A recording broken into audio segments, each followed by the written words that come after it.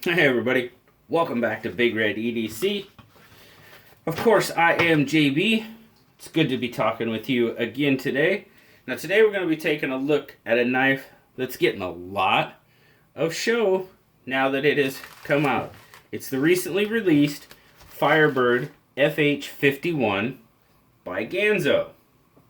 Now, I know Ganzo is one of those companies, Firebird. They're known more by Firebird now than Ganzo. But, you know, they had that negative connotation, negative stigma of being, you know, a Chinese company that kind of copied knives, so on and so forth. But I tell you what, they have been putting out a lot of really nice designs of their own, quality knives for an absolutely terrific, budget-friendly price. And their knives keep getting better, in my opinion, and the price doesn't really go up exponentially with the quality. They're making really good knives at a really, really good price. We'll zoom out a little bit here. Take a closer look at the FH51. Now we can see here the FH51 has black G10 scales over stainless liners. They are skeletonized pretty well. You can see the holes in there for weight reduction.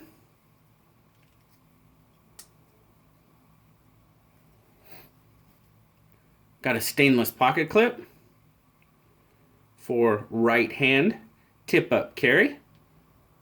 And fairly deep. Got a G10 backspacer here.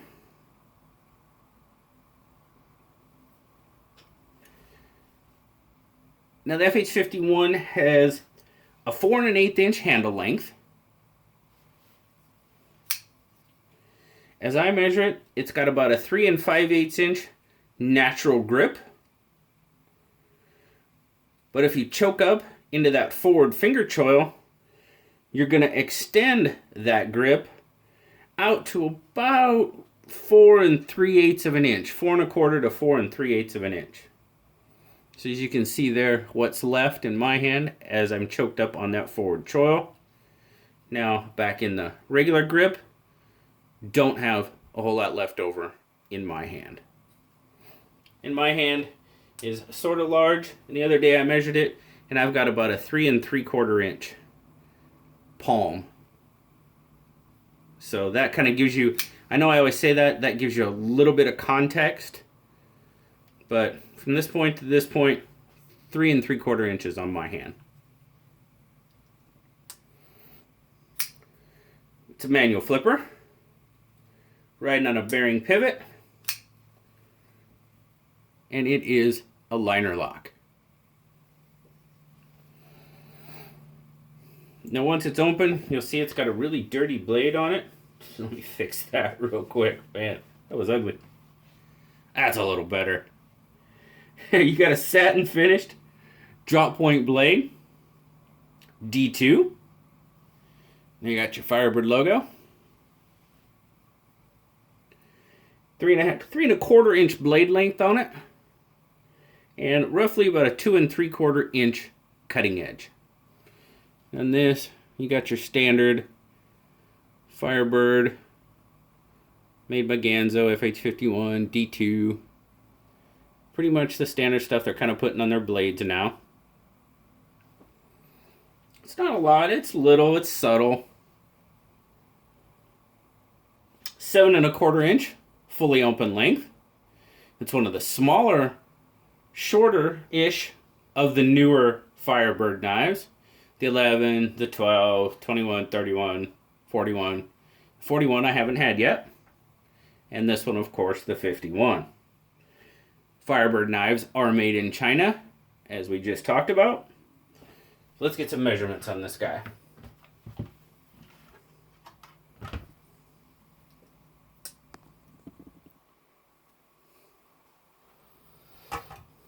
Gotta turn it on first, that would help, wouldn't it? Start out in grams. 79 grams. 2.8 ounces. Fairly decent weight for its size. Carries very well in pocket. Pretty smooth in and out of pocket clip. Oh, let's get my... Sorry, I was dragging my calipers out there. Let's take a look at what it looks like as far as the carry goes.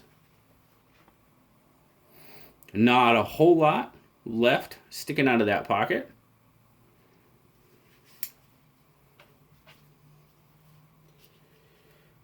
Width, just under that ½ inch mark, 0.48. And then width is probably going to be right about here at this widest point, right about there. I'm getting about 1.1 inch. Down in this area, we're looking at just right about 1. And then right there, we'll take a measurement there, 0.86. So not too bad. Not too bad at all. Again, disappears in your pocket. There again, it's not overly slender. Maybe not quite as slender as the Eris. The 179 Eris. But decently slender profile. Which you know I'm liking that. Excuse me. My take on it, guys.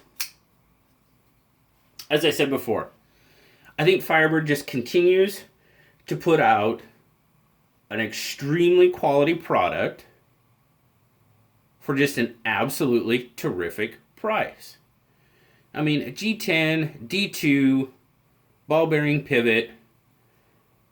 Well, I'll tell you right now, this one I got on Power Cutlery for 25 bucks. G10, D2, ball bearing, $25. That's pretty darn good in my book. Pretty darn good for sure. This guy's got a pretty good action on it.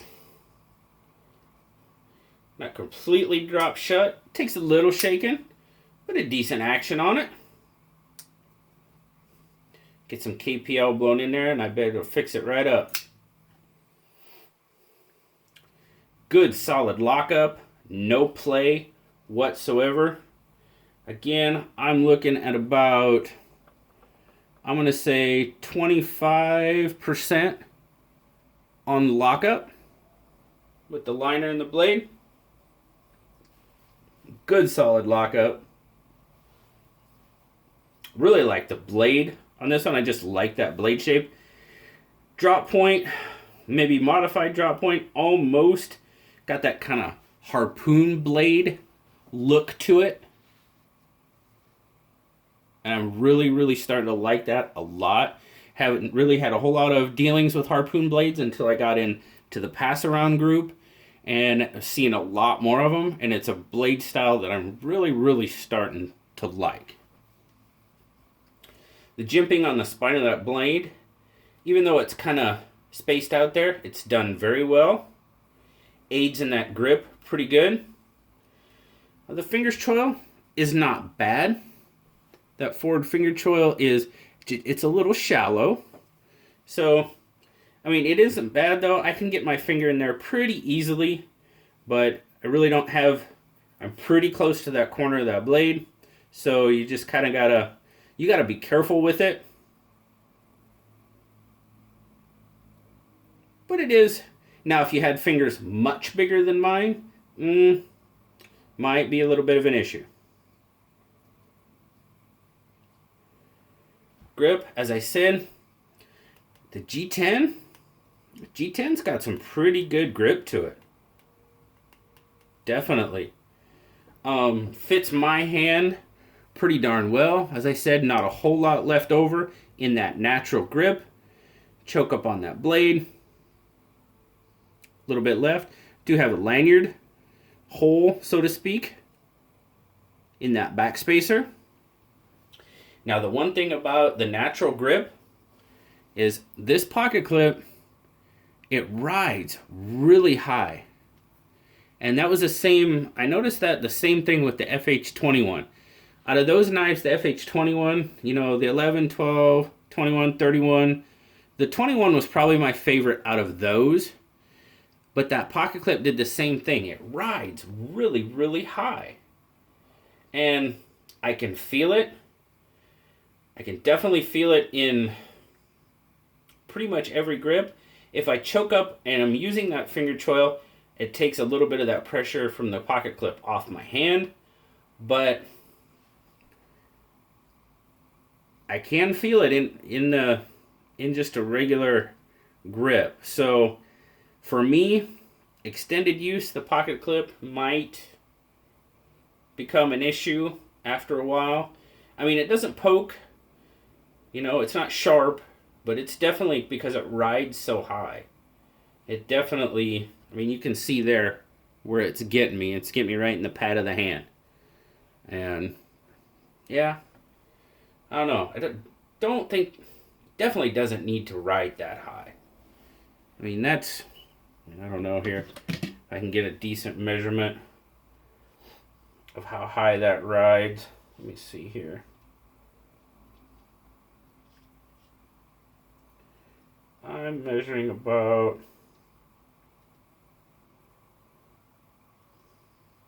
oh, here we go. Let's do it like this.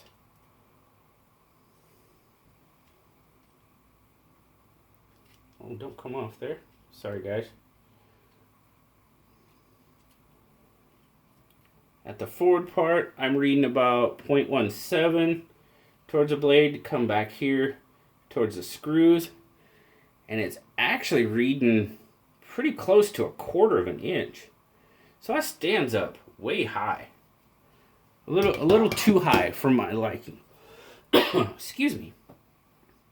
But other than that, it's a great little knife. Now, should have had this out beforehand, but I wanted to kind of do a little bit of a comparison here, because they do have the FH21. Zoom in there a little bit. Can I come down on it? There we go. Now, we can see here, make sure those are lined up. The FH21 is, oh, we're looking at just about almost a 1/2 inch longer. Width-wise, it's pretty close. Width-wise, 0.83, 0.76. So you're looking at about 3/4 of an inch there. Where through here you're looking at almost 8,500. So 1/10 of an inch-ish difference. But a 1/2 inch longer than the blade. Blade shapes are kind of similar. I like the way the 31 has made the cuts on the blade. To me, they just kind of took the 21 and just made some slight, you know, the basic dimensions of the 21 and made some minor changes to the handle, put a little bit different blade shape on it. Really, really liking it. Like I said, the FH21 was definitely my favorite out of the pretty much the last batch that came out. And the FH51, I am liking it a lot as well. Now, Blue liked it too. Blue gave it an 8.5. He said it might, in the budget category, it might even have been a 9 if that pocket clip was just a little bit friendlier. So, that's reasonable. And as I said, depending on where you find them, the FH51 retails for right around $25 to $30. I got mine on Power Cutlery. That's where I found it, the quickest and easiest, and it was $25.